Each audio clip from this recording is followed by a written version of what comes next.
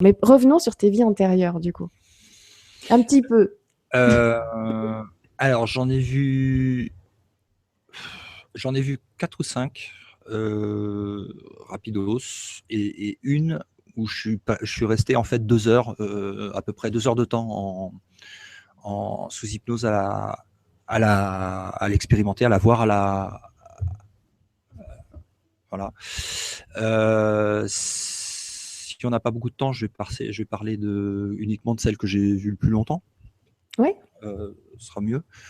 Donc celle que j'ai vue donc c'est 2 heures. J'étais sur une autre planète. Alors comment je sais que c'était une autre planète? Tout simplement, pourtant ça ressemblait beaucoup à la Terre. Il y avait de la végétation, des forêts, un ciel bleu, mais en fait c'était une autre planète parce qu'en fait les couleurs n'étaient pas les mêmes. C'est-à-dire j'avais un champ, comme un spectre du champ de lumière qui était plus large. En fait, je voyais plus de couleurs différentes en fait. Savoir que sur Terre, l'être humain, il a un spectre qui est très limité et par rapport à tout ce qui existe en termes de fréquences de couleurs lumineuses. Le spectre lumineux était beaucoup plus large sur cette planète. Le spectre était beaucoup plus large. Le vert en fait des feuilles était beaucoup plus difficile d'expliquer, du coup, de mettre des mots si c'était d'une autre planète et complètement différent. On peut le comprendre que donc, ce que tu le as vert vu. était différent, différent. Dans le ciel, il y avait on voyait un peu comme des aurores boréales, mais c'est comme si tu pouvais voir en fait les énergies qui circulent dans le ciel. Il y en a plein des énergies qui circulent dans le ciel, sauf qu'on les voit pas. Bah là, tu pouvais les voir. Donc certainement des énergies, je suppose que ça devait être des énergies qui provenaient du soleil qui était là-bas, quoi.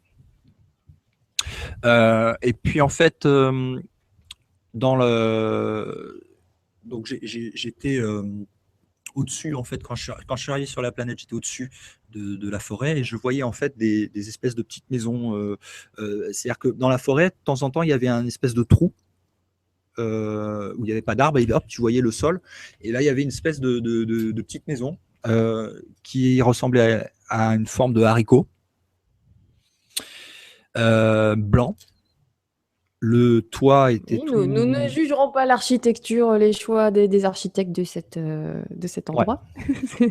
Mais on peut concevoir. Oui, c'est tellement étrange. C'était tout uni, blanc, et tout. Bon, vous prenez un haricot, vous voyez le haricot, vous le posez dessus, vous le mettez au-dessus et vous le mettez en blanc. Et voilà, vous avez la forme de la maison. Et donc une forme très douce, très, ouais, très douce, naturelle. très naturelle, très arrondie. Après, je suis descendu en fait au sol. Là, j'ai vu qu'il y avait plein de petites maisons, mais éparpillées dans la forêt. Il n'y en avait aucune qui était collée l'une à l'autre. Il y avait que des petits chemins en petits cailloux, en petits gravillons, une sorte de petites pierres qui passaient dans la forêt. C'était des chemins de marche où les gens se baladaient. Ils étaient tous habillés pareil, avec une sorte de combinaison monopièce qui allait jusqu'au cou et jusqu'au bras, avec une ceinture gris, non pas blanche, gris clair, un peu métallisé. Ça ressemblait plus à comment dire, la composition. Une combinaison un peu comme les combinaisons de cyclistes, là très près du corps déjà, donc moulé sur le corps, mais en même temps non, c'était pas moulé sur le corps. C'était ni large ni moulé sur le corps. C'était juste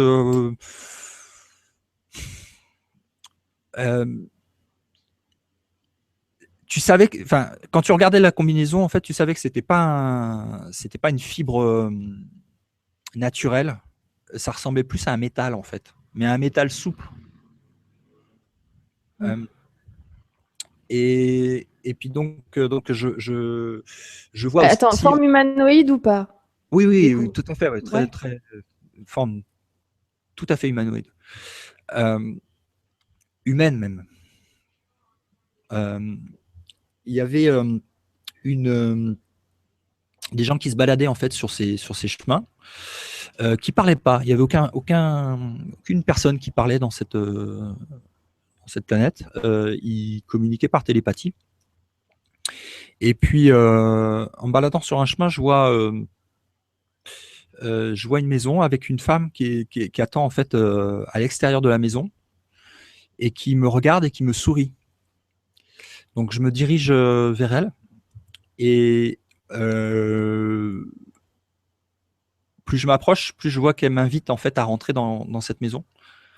Je rentre avec elle dans cette maison et la maison est blanche à l'intérieur. Il n'y a pas de murs verticaux. C'est tout incurvé à l'intérieur, tout pareil que l'extérieur, mais inversé, quoi. Hein. Donc, comme une forme de très arrondie.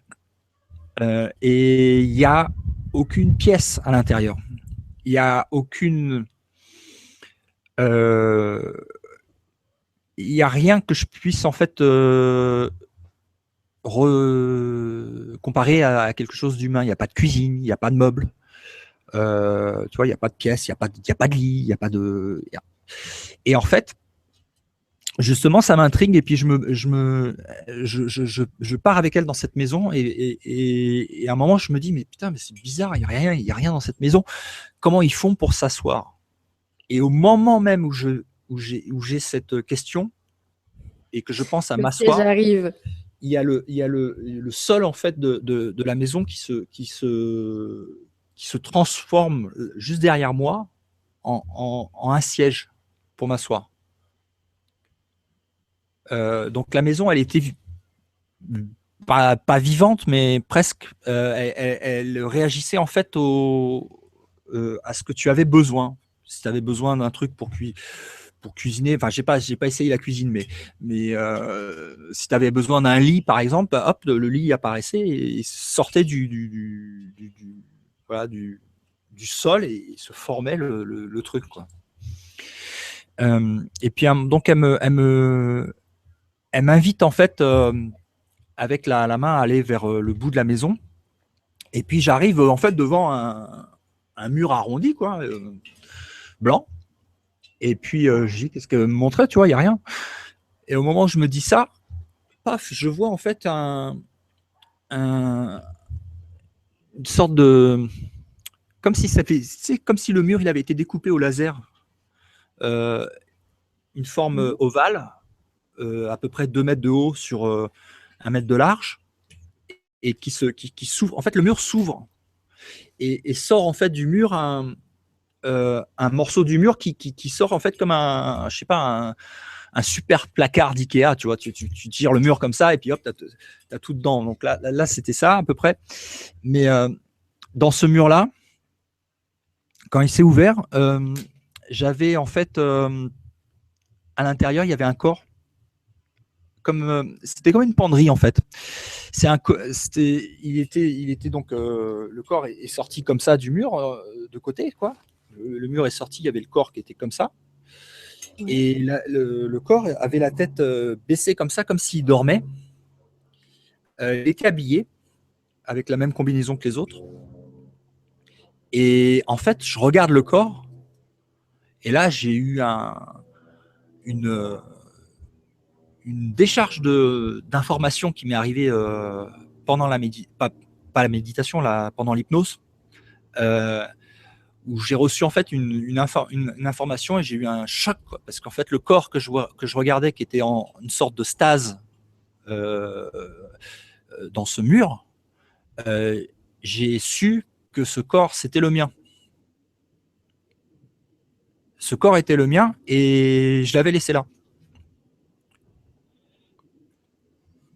À Voilà. ce moment-là, ce corps qui était là, tu penses qu'à ce moment-là, tu étais décédé, ton corps était mort, et ton corps Non, était en hibernation, ton c'est corps comme une était... penderie. C'est-à-dire que quand tu mets ta veste dans le placard et tu sors de chez toi, tu dis tiens, je vais prendre telle veste. Bah là, c'est pareil, sauf que c'était un corps. Donc les énergies que tu voyais dehors, c'était peut-être les énergies de ceux qui n'avaient pas forcément envie de porter le costume d'un corps, peut-être. Ah non, non, mais c'était pas des énergies que je voyais dehors, c'était des gens dans un corps. Non, non, des gens dans un corps, mais à un moment, t'as dit que tu voyais un petit peu des énergies passer. C'était plus des énergies planétaires, genre le Non, je champ pense que c'était plus des, magnétique ou je les ai les… pas reconnus comme des entités, je les ai reconnus un peu comme des aurores boréales, comme Mais des. qu'est-ce que faisait ton corps là-dedans, dans ce placard? C'était quoi le but? C'était quoi l'idée? Est-ce que tu as pu le savoir lors de cette Je l'ai su hypnose? un peu plus tard parce que en fait, quand j'ai vécu ça, après, ça a déclenché en fait des séries de réminiscences de mémoire. Euh, et en fait, euh, ce corps, je l'ai laissé là pour aller faire autre chose. Je te dis, c'est comme si tu prends une veste, quoi, le corps. Euh, et dans cette civilisation-là, tu peux très bien dire, bon, ok, bah, tiens, allez, je vais partir sur telle planète pour faire telle chose. Tu as deux solutions. Soit tu y vas avec ta secoupe et ton corps, et puis tu te tapes le trajet, et puis tu arrives, et puis à ce moment-là, tu es, ce qu'on considère un extraterrestre. Ou soit tu laisses ton corps, tu vas en prendre un autre, tu t'incarnes, et tu fais ton truc dans ton nouveau corps. Et puis bah, quand tu as fini, bah, tu repars dans le chemin inverse, et puis tu reprends ton corps. Eh ben, sacrée planète. Et, Mais c'est pas. C'est. à imaginer que ce soit possible, tu vois, que cette planète existe, je me dis, mais quand même, leur vécu c'est waouh! Pouvoir décider Alors, de choisir la possibilité soit d'incarner un corps factice et de faire ce qu'on a à faire, soit un corps réel et de vivre le temps de ce corps réel. Mais tout ça en conscience, pour le coup. Ils gardent la ouais. mémoire suivant les incarnations. Oui, mais ce qu'on vit ici, le fait de ne pas avoir la mémoire n'est pas normal. C'est ça, il y a quelque chose de pas anormal. Et ça, c'est une des plus grandes.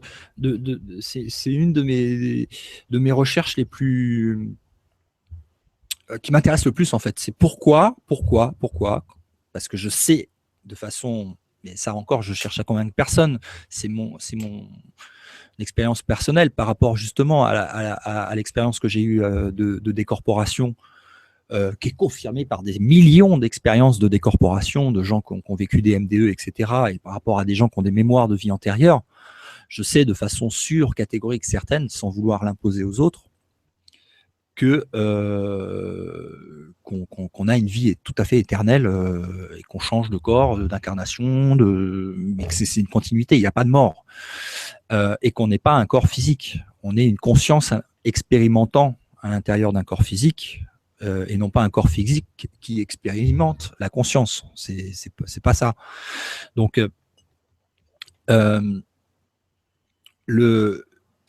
par rapport à justement différentes expériences que j'ai vues, j'ai pu comprendre en fait. C'est comme si on essaie de te rapprendre qui tu es, quoi, au fur et à mesure de tes recherches.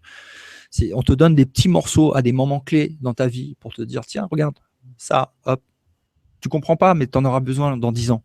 Tu comprendras dans 10 ans, etc., etc., etc. Puis à la fin, tu as des pièces qui s'emboîtent, tu vois, dans le puzzle, qui, encore une fois, est confirmé par des millions d'expériences de gens quand tu fais les recherches. Et en fait,